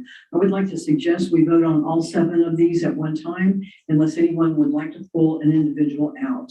Are you willing to do that? Yes. Yes. Thank you. Yes. Thank you. Dr. Ruffin? Yes. Thank you. Okay. Would anyone like to pull? This is from I through O. There are 7 individuals. Anyone want to pull someone out, or this is your opportunity? Okay. Hearing none. May I have a motion for all 7? Motion. Thank you, Mr. Rush. A second. Second. Thank you, Ms. Perrell. Do we have any discussion or questions? Hearing none and having a motion and a second, we'll call for the vote. Mr. Martinez. Aye. Aye. Ms. Perrell. Aye.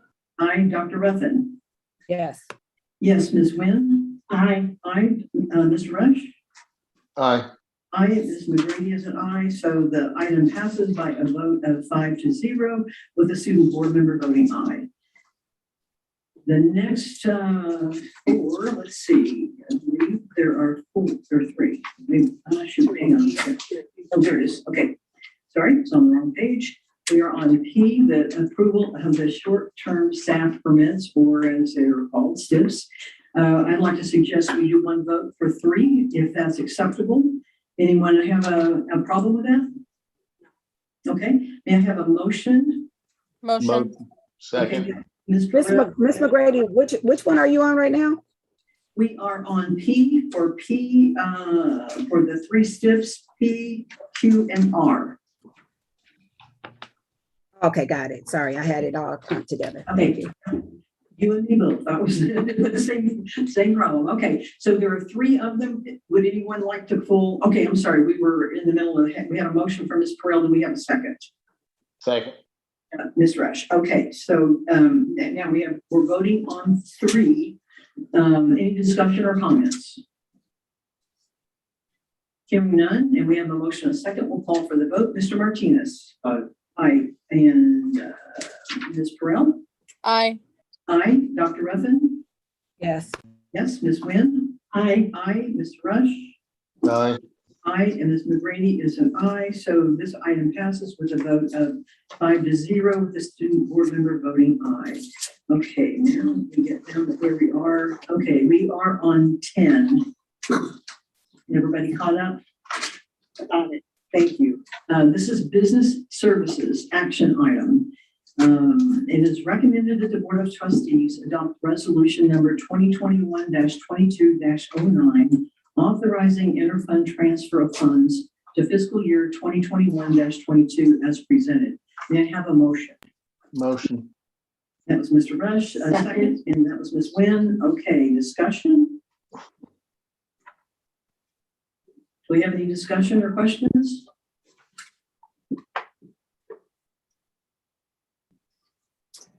Hearing none, we have a motion and a second. We'll call for the vote. Mr. Martinez? Aye. Aye, thank you. Ms. Perrell? Aye. Aye, Dr. Ruffin? Abstaining. Abstaining. Ms. Nguyen? Aye. Aye. Mr. Rush? Aye. Aye, and Ms. McGrady is an aye. So the item passes by a vote of 4 to 1 abstention, and the student board member votes aye. We are on B. We have a presentation for the unaudited actuals. Mr. Hawkins, it is your turn.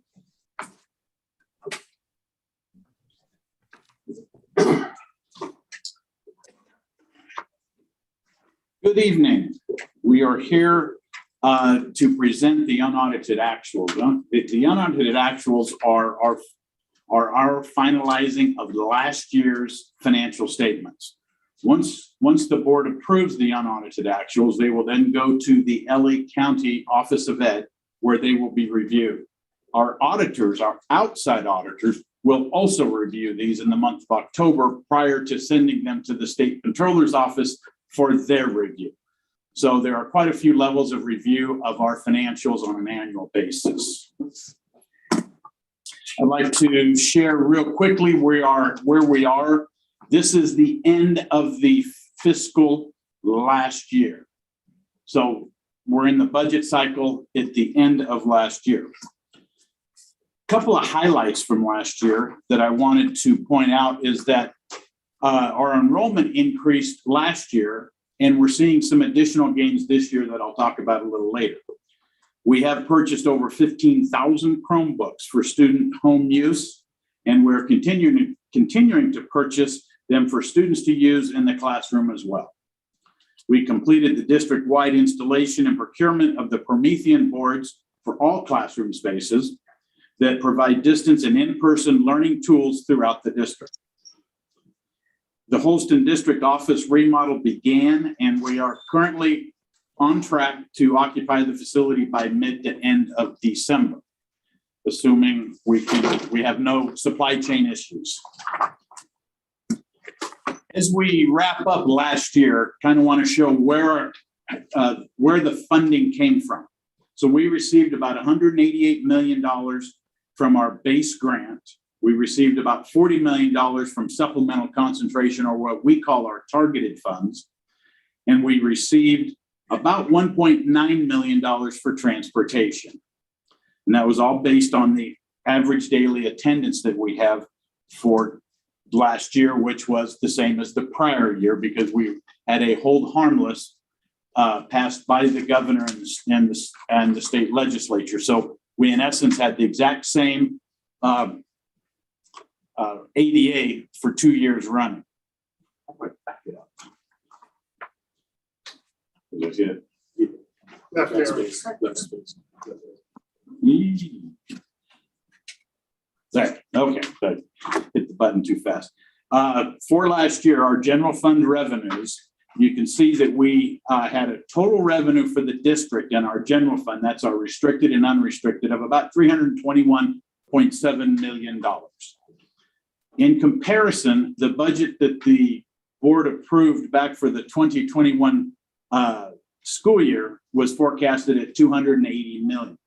The difference is the federal CARES and ESSER Act money that we've received both directly from the federal government and then also as a pass-through from the state. So we received $321.7 million last year. How did we spend that? Here I have a rough breakdown. We spent about 290 million of that.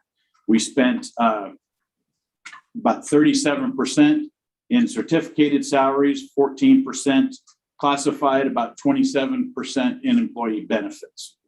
So these are our total unrestricted expenses for last year. Now, our expenses have obviously increased because of the increase in the COVID money that we received from the federal and state. It's those 15,000 Chromebooks, the massive amounts of PPE, whether it be the blue mask some of you may be wearing here, or the face shields, or many other things that we have purchased over this past year. We want to look at the components of the ending balance. This means, what did we end up with at the end of the year? So we had a beginning fund balance of about $36 million. Our net decrease, there's a decrease there of 960,000, but it's not a true structural imbalance. What that means is we had federal and state money we booked the year before. We received it as revenue actually in the 1920 year, spent it in the 2021 year. So therefore, we're unbalanced on revenue to expenses because we booked the revenue before we expensed it out in the following fiscal year. So that is not a structural deficit. It's a recognition that we had revenue first and then the expenses were latter in the next fiscal year. So we ended up this year with with the economic uncertainties. The 3% is the required reserve requirement, and that's just a hair over $9 million. We have our unassigned balance of about 25 million. Combine those two together, and it's about 11% total reserve for the district. That's about 2.5 months of actual operating costs when you do the math and see that we spend almost $300 million. So the reserves are not excessive from that standpoint. I kind of like this slide because it breaks it down kind of simply. It says it takes a dollar bill and it shows where we expend our money. So for example, about 77 cents from every dollar we receive is spent on our personnel. It's to pay our people. Then overall, this is for all the programs, both restricted and unrestricted in the general fund. But this kind of shows the percentages where we have about 8% in books and supplies, 12% in services and other operations, and about 3% in capital outlay and other items. These are the broad categories that are in the SACS forms. We want to take a quick look at our other district funds because we do have a new fund this year, and it's item 8. That's the ASBs. The GASB, the Governmental Accounting Standards Board, has required school districts to include, and what we do is we basically just add all of the ASBs we have up, look at all their revenues, look at all their expenditures, and look at their ending balance. So we are required to report out for our ASBs. You can see the second one, Fund 9, that is AAV, that is our charter school. In essence, that's our prep schools, which also includes virtual. We have our adult education.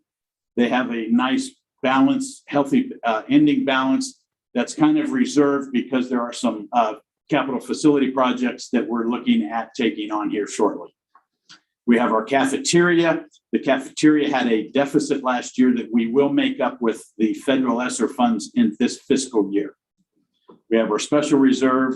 Our Fund 25 is our capital facilities. That's our developer fees. So every time someone builds a house, we get a small piece of fees from that. And we collected last year about $2.1 million in developer fees. We had some small expenditures of about 183,000. Item 40 is our capital outlay. The primary driver of the revenue there is the redevelopment agency funds, and we've received a little over 3.7 million in redevelopment agency funds. The major expenditures there are for the Holston project.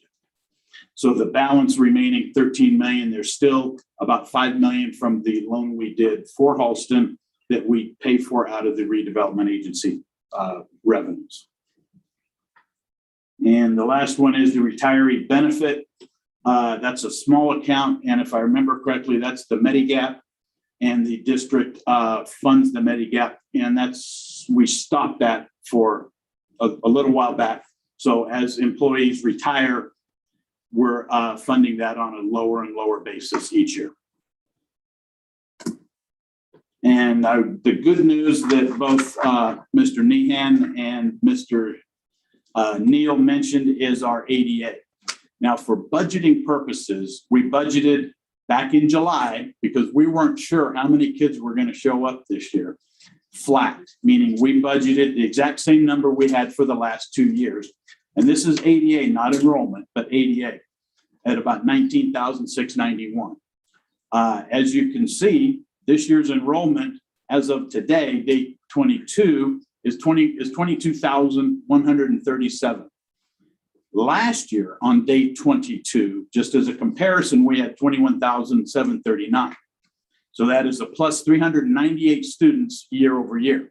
Those are enrolled, they're not ADA, but that is extremely positive for the district moving forward. We will be guaranteed at least the 19,691 this year, but we should get the ups, meaning if we have higher, ADA, we would get that in this fiscal year. Just a couple of concerns we have in looking forward. The state did fare better last year in their tax collections than was anticipated. So that was really good and positive for schools in the state as a whole, at least on their tax collections. As we move forward into the first quarter of this fiscal year, it's still pretty hazy out there with the COVID-19 conditions and being able to truly forecast the next 2 to 3 years because of the changing environment. And then thirdly, with all this, the COVID student quarantines we've had, many districts across California have reported far higher numbers than what we've seen, but they're still very high. And then with the quarantines, the state legislature actually is working this week, and I believe by Friday or maybe Saturday, because they take their fall recess, I think Saturday at midnight. So they plan on voting on changing some of the independent study and some of the way we can get ADA for those students who have been quarantined, and looking at a little better option. I see there was an article today that the LA Unified teachers are actually thinking about agreeing to doing some kind of a simulcast of the classroom with a student on quarantine. So we're looking at all those options as they come through. Not sure that will ever pan out, but at least the legislature and the education groups are working on something for that. And I would be happy to answer any questions you may have regarding the unaudited actuals report and or the presentation. Thank you, Ms. Hawkins. Do we have any questions from the board? Yes, thank you, Mr. Hawkins, for your presentation. I just wanted to ask that, I know that Ms. Williams had said that sometimes you all are pressed with information changing on the cusp, but that the board can get the information in these presentations in advance. We did get the unaudited actuals mini binder, but it doesn't have this presentation in it. So even if at the time that the agenda is released, usually the Friday before, if we can at least get the presentation the day before so that we can have time to review it, it would be greatly appreciated. Thank you. Thank you, and I appreciate that. In the trying times we have, the unaudited actual report was finalized Thursday at 12:30, and the agenda went out about 4 o'clock on Thursday. I had absolutely no time to get to the presentation. In future interims and budgets, when possible, I will certainly get it to you beforehand. But thank you so much.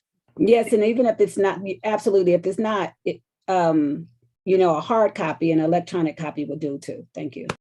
Well, I haven't built the presentation until I finished it about 3 o'clock this afternoon. Oh, okay. Thank you. Thank you. Any further questions? I just have one question. So according to my calculations, Mr. Hopkins, which are, not accurate by any means, but I have approximately 87% is spent on salaries and benefits.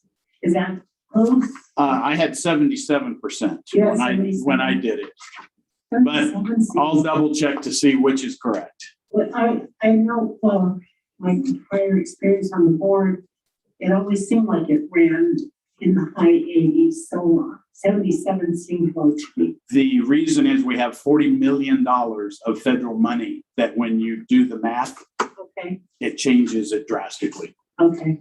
So it's that extra federal money that makes a difference in the calculation, and we'll take from last year, this year, and probably the next two. And then it'll take another 2 to 3 after that to average it out, because we have such a significant amount. If you remember, total federal money to the district that we'll receive from last year, this year, and next year is around 130 million. So when you take those funds, add it to our revenue, then do the expenditures, they're going to be a little wacky, okay? And will not be a good comparison year over year for about the next 3 years. Are those monies restricted by any chance? Yes. Okay. Yeah, the federal government put rules in place, as well as the state has taken some of the federal money and added additional rules. So it's not and they are coming into us in a restricted resource. Thank you. Thank you. Okay, thank you so much. Thank you very much. We appreciate it. It is recommended that the Board of Trustees approve the 2020-21 unaudited actuals for transmittal to the Los Angeles County Office of Education. May I have a motion? I move. Thank you, Ms. Nguyen. A second? Second. Thank you, Mr. Rush. Do we have any discussion or questions? Just real quick, Mr. Hopkins, you are correct, 77%. Thank you. Thank you. Thank you. Anything else? Okay, hearing nothing, we have a motion and a second. We'll call for the vote. Mr. Martinez. Aye. Aye. Thank you, Ms. Terrell. Aye. Aye, Dr. Ruffin. Abstaining. Abstain. Ms. Nguyen. Aye. Aye. Mr. Rush. Aye. Aye. Ms. McGrady is an aye. So the item passes by a vote of 4 to 1 abstention, and the student board member votes aye. We are at C. It is recommended that the Board of Trustees adopt resolution number 2021-22-07, the revised certification of signatures. May I have a motion? Motion. Thank you, Mr. Rush. A second? Second. Thank you, Ms. Burrell. Do we have any discussion or questions? Hearing none and having a motion and a second, we'll call for the vote. Mr. Martinez, how do you vote? Aye. Aye. Thank you, Ms. Burrell. Aye. Aye. Dr. Ruffin? Yes. Yes, Ms. Nguyen? Aye. Aye, Mr. Rush? Aye. Aye, Ms. McGrady is an aye, so the item passes by a vote of 5-0, with our student board member voting aye. We are at a change order. This is D on the Holston building remodel. It is recommended that the Board of Trustees approve the change order number 4 to Gary Little Construction Incorporated and authorize Brian Hawkins to execute the change order on behalf of the district. May I have a motion? Motion. Thank you, Mr. Rush. Ms. Burrell, you did a second. Do we have any questions or comments? Hearing none and having a motion and a second, we'll call for the vote. Mr. Martinez? Aye. Aye. Thank you, Ms. Perrell. Aye. Aye, Dr. Ruffin. No. No. Ms. Nguyen? Aye. Aye. Ms. Rush? Aye. Aye. Ms. McGrady is an aye, so the item passes with a vote of 4-1, with the student board member voting aye. We are on number E, change order for Valley Carpet and LVT replacement. It is recommended that the Board of Trustees approve change order number 1 to Reliable Floor Covering Incorporated and authorize Brian Hawkins to execute the change order on behalf of the district. May I have a motion? Motion. Thank you, Mr. Rush. A second? Second. Thank you, Ms. Pearl. Do we have any discussion or questions? Hearing none and having a motion and a second, we'll call for the vote. Mr. Martinez. Aye. Aye. Thank you, Ms. Pearl. Aye. Aye. Dr. Ruffin. Yes. Yes, Ms. Nguyen. Aye. Aye. Mr. Rush. Aye. Aye. Ms. McGrady is aye. So the item passes by a vote of 5-0 with the student board member voting aye. We are on F, award contract to the lowest responsible bidder. Bid number 2/21-22, tennis court resurfacing at Antelope Valley High School, Palmdale High School, and Ports Hill High School. It was recommended that the Board of Trustees award a contract with True Line Constructions and Surfacing as the lowest responsible bidder. Authorize Brian Hawkins to execute the contract on behalf of the district. May I have a motion? I move. Ms. Nguyen, thank you. Second? Second. I'm not sure which was first. Ms. Burrell. Okay. Any discussion or questions?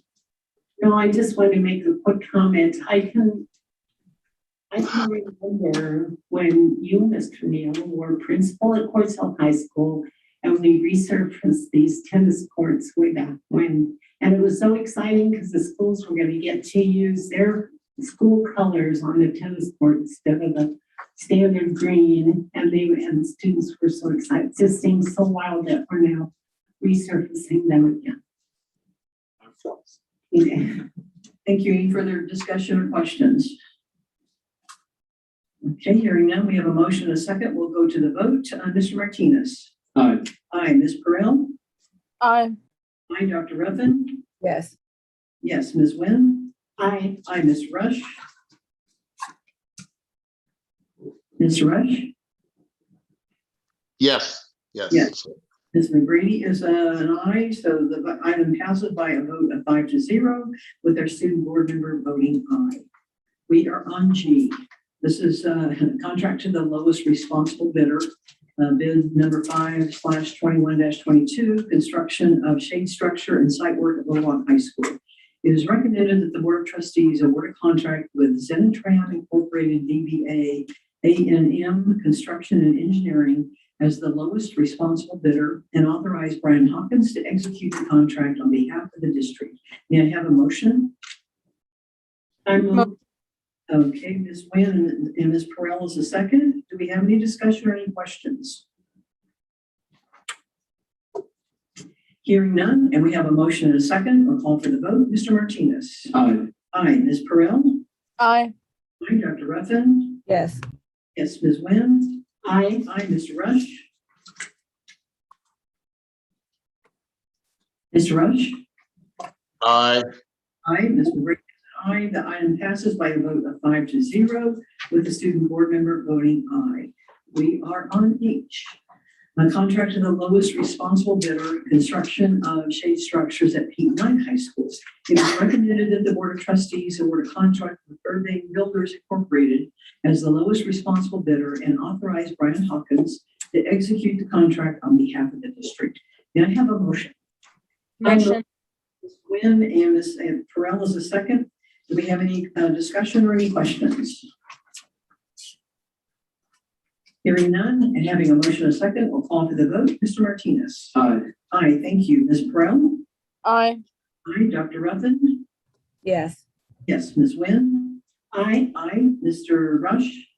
Aye. Aye. And Ms. McGrady is an aye. So the item passes by a vote of 5-0 with student board member voting aye. We're on 11, adoption of board resolution number 21-2206, National Hispanic Heritage Month. It is recommended that the Board of Trustees adopt resolution number 2021-22-06, National Hispanic Heritage Month as presented. May I have a motion? I move. Ms. Nguyen, a second? Second. And Ms. Pearl, thank you. Any discussion? It was Dr. Ruffin for a second. Oh, I'm sorry. I'm so sorry. Thank you, Dr. Ruffin. Any discussion or questions? Okay, hearing none, having a motion and a second, we'll call for the vote. Mr. Martinez? Aye. Aye. Thank you. Ms. Pearl? Aye. Aye. Dr. Ruffin? Yes. Yes. Ms. Nguyen? Aye. Aye. Mr. Rush? Aye. Aye. Ms. McGrady is an aye, so this item passes by a vote of 5-0 with a student board member voting aye. We are now on the consent agenda. Actions proposed for the consent agenda are items consistent with adopted policies and approved practices of the district and are deemed routine in nature. The board will be asked to approve all of the items in the consent agenda by a single vote unless any member of the board asks that an item be removed from the consent agenda to be considered and separately or voted on separately. It is recommended that the Board of Trustees approve the items listed in the following consent agenda categories: educational services, student services, personnel services, business services, and administration services as presented. May I have a motion? I move. Second. Okay, I think I heard Mr. Rush say a second in there first, sorry, Ms. Burrell. Would anyone like to pull an item for a discussion or for a vote from the consent agenda? I would like to, just for discussion, 16A, please. 16A, okay, anyone else?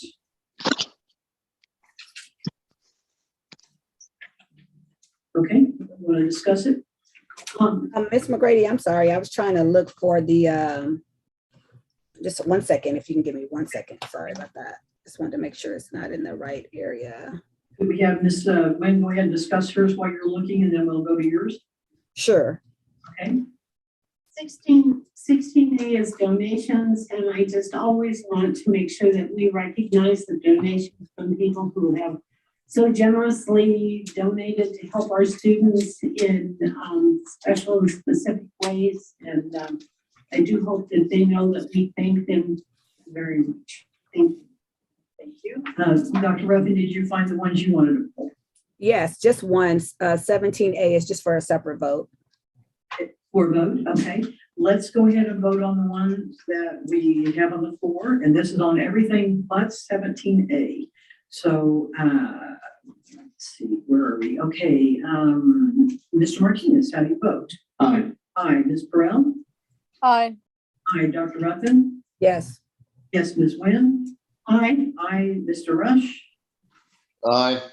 And Ms. McGrady is an aye. So the consent agenda minus 17A passes with a 5-0 vote with a student board member voting aye. So let's take a look at 17A, and that is the minutes from the regular board meetings. Okay, Dr. Ruffin? I just wanted a separate vote. Need a motion first. Excuse me, we need a motion. I need a motion. Motion. Who was that? Dr. Ruffin moved. Motion, thank you. I need a second. Second. Thank you, Ms. Burrell. Okay, now we can discuss it. So, Dr. Ruffin. I don't have any discussion. I want to vote on it separately, Ms. McGrady. Okay, well, we're open for questions or discussion. Does anyone have a question or discussion about this item? Okay, hearing none, we will call for the vote. Back to my page. Mark it down. Okay, Mr. Martinez, how do you vote? Aye. Aye. Ms. Burrell? Aye. Aye. Dr. Ruffin? I'm abstaining. Abstaining, okay. And Ms. Yeah, I didn't have an opportunity to verify some of the stuff, so I'm just going to abstain. Okay, Ms. Nguyen? Aye. Aye. And Mr. Rush? Aye. Aye, and Ms. McGrady is an aye. So this item passes by a vote of 4 to 1 abstention with the student board member voting aye. Okay, that takes us to the board and superintendent. So let's see, Mr. Martinez, do you have anything to say tonight?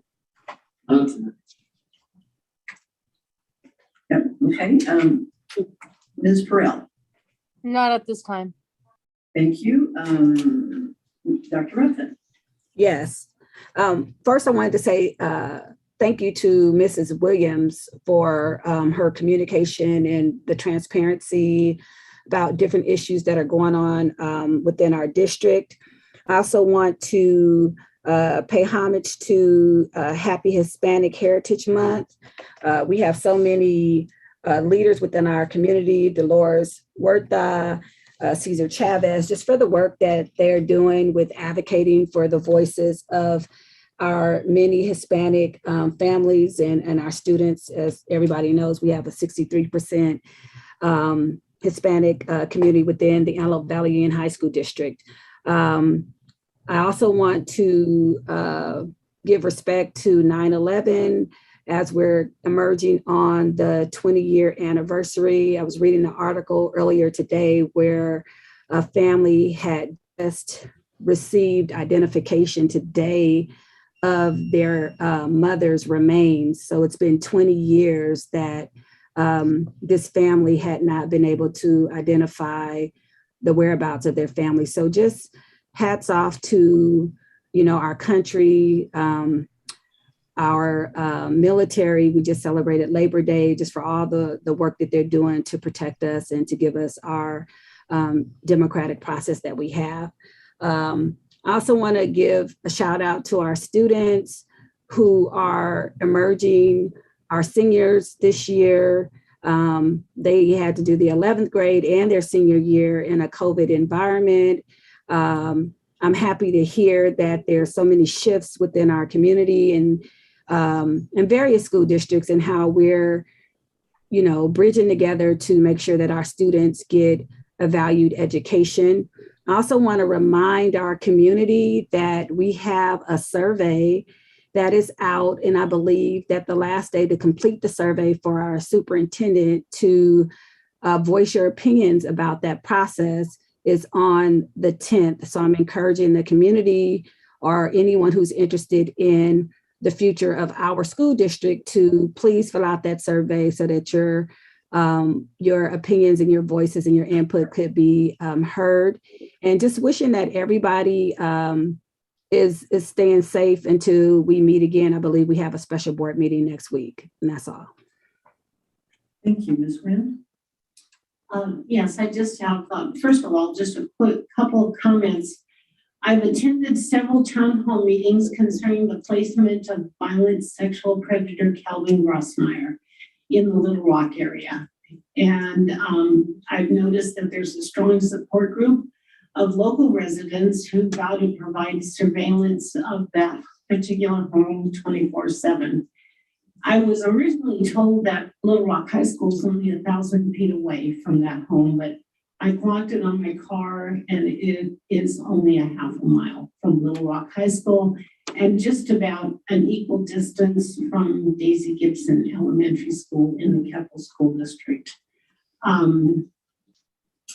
This placement definitely affects staff and students at Little Rock High School and Daisy Gibson Elementary School. And I just would advise everyone to be aware of their surroundings, travel in pairs if you can. Many homes in that area have signs posted with QR if anyone wants more information. I'd also like to congratulate Michael Dutton's appointment to the Los Angeles County Office of Education's Board of Education. As far as I know, he's the first representative from the Antelope Valley to the Los Angeles County Board of Education since 2009. And just a quick side note, I attended the Antelope Valley High School football game on August 20th. And for the most part, I usually watch football games from the stands these days. I used to love watching them from the field, but for a few minutes, I walked down to the field to say hi to a few people. And now I would like to thank Matt Anderson, Jeff Williams, Eric Stanford, and Steve Lockhart for blocking a rush of football players who were running right where I was standing. This was a flashback to a few years ago when I actually got tackled on the field. So thank you, gentlemen. I can't tell you how much I appreciated it and the fact that I didn't end up with 3 crack ribs again. So thank you very much. Thank you, Mr. Rush. I'd just like to say thank you to everybody, all the employees and staff for all their hard work. I know the first couple of weeks are always a lot of getting used to. I'd like to congratulate Chandlin for her new seat over there at the dais, and carry on. Thank you. For me, I'd like also to thank our employees. It's been a challenging start to the school year. We thank you so much for all your efforts. It's a new day for all of us, including the students, and we thank you. Thank you for all your hard work. I too would like to thank our interim superintendent, Chandler Williams, and our interim deputy superintendent, Greg Meehan. Your first few weeks has been one for the record book. So we thank you. We appreciate all that you're doing for the district. We thank you so much for stepping up. I'd like to thank all of those in the community who completed, and not only the community, but in our organization who completed the survey concerning the new superintendent. We appreciate your input. We will have a special meeting next Wednesday, September 15th at 10 a.m. to go over the surveys and to solidify the profile so it can be advertised. So if you have not completed the survey, you have until Friday, I believe at 4 o'clock to do so. And Ms. Williams. Thank you. I would just like to add that it's hard to believe that we're nearly halfway through the first quarter. And as you heard in tonight's presentation, the start of the year hasn't gone without challenges, especially with the ongoing impact of COVID-19. I would be remiss not to use my time for comments this evening to honor and appreciate our truly dedicated staff throughout the district who continue to show their excitement for having students back on our campuses, creativity in addressing new challenges, and flexibility to adjust to new protocols and requirements. My biggest thank you to each of you for the work you do daily. Thank you very much. So we are at that point in the meeting that we will report out from closed session. The members present were Jill McGrady, Danita Wynn, John Rush, Amanda Farrell. Members absent, Victoria Ruffin. During closed session, the board held a conference with labor negotiator, Mr. Brett Neal, regarding certificated bargaining unit, classified bargaining unit, and unrepresented group. The board took no action. And item B, during closed session, the board considered a public employee discipline dismissal, release, reassignment, reelection. The board took no action. During closed session, the board considered a compromise and release agreement, STS 22-055, OAH case number 20210503080, on a motion by John Rush, seconded by Amanda Farrell. The agreement by the following vote: Ms. Farrell, yes; Dr. Ruffin, absent; Ms. Wynn, yes; Mr. Rush, yes; Ms. McGrady, yes. So the item passes by a vote of 4-0. During closed session, the board considered a compromise and release agreement, STS-22056. And I don't know, Ms. Orozco, do you need the number or do you have the case number? Do you need me to read that number out? Okay, I will if you need it, but if you're not, I won't read it's the case number 20210400899. On a motion by Danita Wynn, seconded by Amanda Farrell, the agreement by the following vote: Ms. Farrell, yes; Dr. Ruffin, absent; Ms. Wynn, yes; Mr. Rush, yes; Mrs. McGrady, yes. The item passes by a vote of 4-0. And finally, during closed session, the board considered one case of anticipated litigation pursuant to paragraph 2 or 3 of subdivisions G of Government Code section 54956.9, and the board took no action. We are at a point of adjournment. If it's acceptable with the board, I would like to close out our meeting in honor of the 9/11 and all of the folks who lost their lives, and just everyone connected. I think it was the end of our innocence as a nation. And I think it's appropriate that we honor them as we close out. May I have a motion to close? Motion. Okay, Ms. Farrell, thank you. And Ms. Wynn is a second. Do we have any discussion or comments? Hearing none. Mr. Martinez, how do you vote? Aye. Aye. Ms. Farrell? Aye. Aye. Dr. Ruffin? Yes. Yes. Ms. Wynn? Aye. Aye. Mr. Rush? Aye. Aye. Ms. McGrady is an aye. So the item passes by a vote of 5-0 with our student board member voting aye. Good night, be safe, and we will see you, if some of you, next week, and the rest of you, we will see you October. I should look it up before I said that. Let me look very quickly. It is October the 13th. Thank you. Good night.